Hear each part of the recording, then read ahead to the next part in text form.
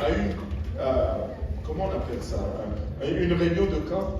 Il prêchait, pendant 3 soirs, il a prêché sur la foi. Il faut avoir la foi. Et quand on a la foi, on va voir les miracles. Et il dit, le dernier soir qu'il était là, c'est pendant qu'il prêchait, une dame est tombée dans la foule. Et on l'a pris, on l'a sorti dehors pour la mettre un peu à l'air, on l'a couché sur l'herbe. Et lui il descendait de la plateforme. Là, il voit un groupe de gens qui lui fait signe de venir ici. Et là, on l'amène dehors, là où il avait cette femme. On lui dit, prie pour elle. Et là, il se penche sur la femme. Il essaye son pouls. Il n'y a plus de battement du cœur. Plus de respiration. Son corps commençait déjà à refroidir. Il dit, mais Seigneur, elle est morte. Et puis les gens le regardent, il dit, prie pour elle. Il dit, oh Seigneur, tu m'as mis tu m'as bien piégé ici. Après avoir prêché la foi, mais elle est morte. Qu'est-ce que je fais? Et il dit, il entend une voix qui lui dit, fais ce qu'on t'a dit de faire. Et là, il dit, bon, Seigneur, il faut que tu me sors d'ici. Et si tu me sors d'ici, je promets, je ne veux plus le refaire. Et là, il dit, il met la main sur le visage de cette femme et il prie au nom de Jésus. Il dit, il n'était pas prêt du tout. Il n'était tellement pas prêt qu'il dit, cette femme a bondi littéralement du sol, fou. Il dit, comme elle a bondi, lui, il était tellement pas prêt que ça l'a tellement surpris qu'il est tombé flat en arrière sur son dos.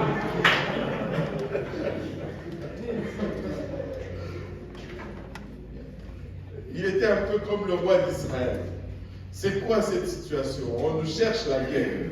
Et là, quand le prophète a entendu la nouvelle, il dit, ben, amenez-le ici. Et finalement, Élisée, le prophète, reçoit Naaman. Et Naaman arrive chez Élisée, le prophète. Et qu'est-ce que le prophète lui dit? Tu vas savoir qu'il y a un Dieu. Il lui envoie un serviteur, un simple serviteur. Il ne veut même pas rentrer dans sa maison. Naaman était à la porte. Alors, il ne le reçoit même pas. Dans la simplicité, un inconnu vient, il dit, ben, le prophète dit, va au Jourdain et puis tu vas te tremper 7 fois et puis tu seras guéri. Je pense qu'il commençait même à retourner. Et là, Naaman me dit, hé, mais toi tu es qui? Ça c'est dans mon livre, c'est dans ma Bible, la version Dieudonné. Il y a beaucoup d'animation dans la version Dieudonné. Parce que je veux comprendre ces choses. Et des fois, je me fais les scénarios. Si tu t'imagines un peu Naaman, il est là, il dit, mais toi tu es qui? Ben, je suis le serviteur du prophète. Ah! Il ne sort même pas me parler. Il envoie le serviteur. Naaman était fâché. Il dit, on retourne chez nous.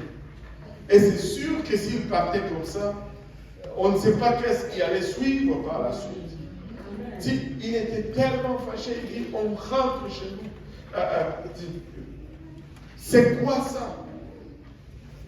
On ne nous reçoit même pas, aucune attention, aucun respect, un homme de ma catégorie, un homme de mon rang, de mon statut, et on rentre à la maison. On rentre à la maison. L'accueil qui lui était réservé n'était pas du tout à son goût. Il n'était pas reçu comme il pensait ou il anticipait.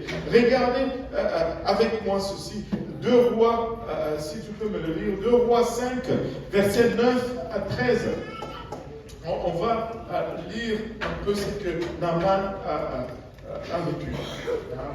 Naaman vint avec ses chevaux et son char, et il s'arrêta à la porte de la maison d'Élisée. Élisée lui fit dire par un messager, va et lave-toi 7 fois dans le Jourdain.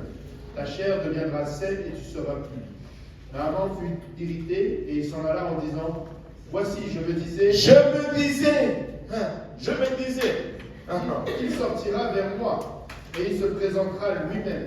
Il invoquera le nom de l'Éternel, son Dieu. Il agitera sa main sur la place et guérira le lépreux. Les fleuves de Damas, l'Albana et le Pharpar, ne valent-ils pas mieux que toutes les eaux d'Israël? Ne pourrais-je pas m'y laver et devenir pur? Et il s'en retournait et partait avec fureur.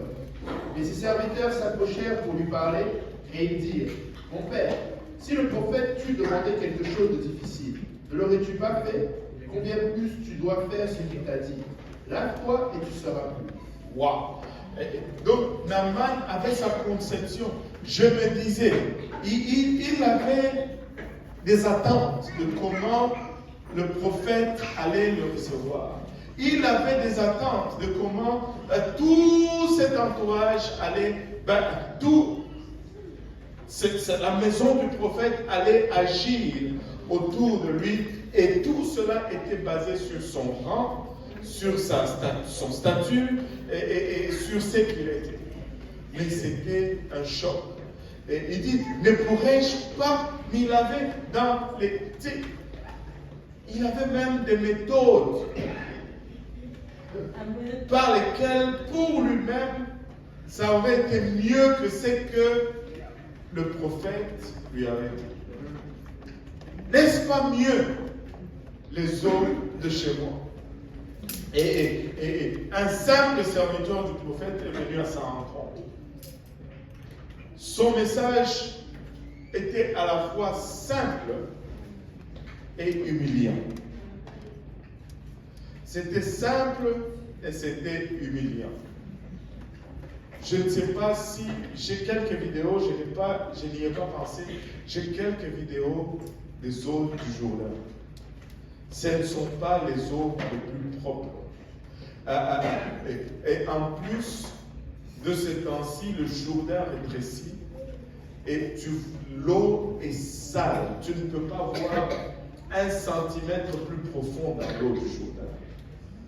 C'est très sale, c'est tellement sale qu'il y a, tu y vois les poissons, le poisson-chat, comment on appelle ça? Ouais, c'est ça, les poissons-chat, les milongues. Comment on appelle ça? Silure.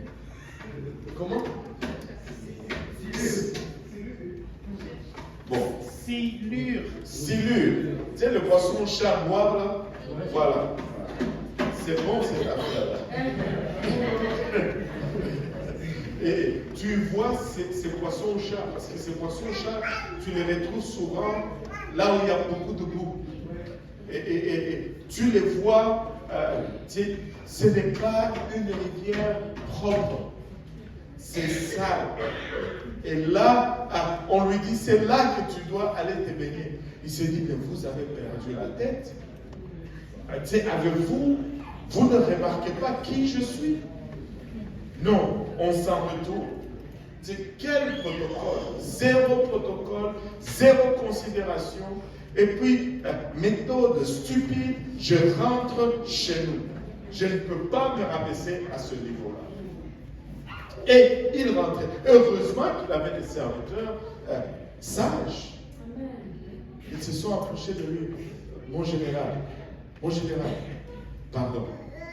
Si il t'avait dit de faire des choses compliquées, tu allais le faire.